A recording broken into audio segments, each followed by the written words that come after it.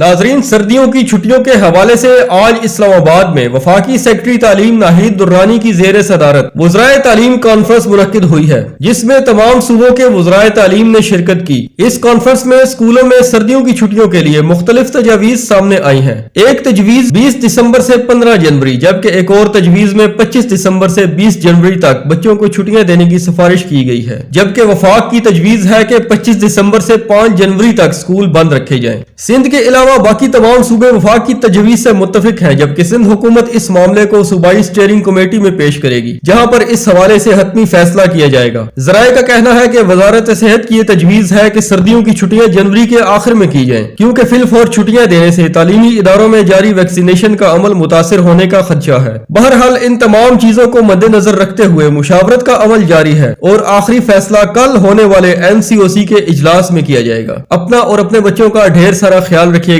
अगर वीडियो अच्छी लगी तो हमारे चैनल को लाइक और सब्सक्राइब कीजिएगा। मिलते हैं किसी अगली वीडियो में।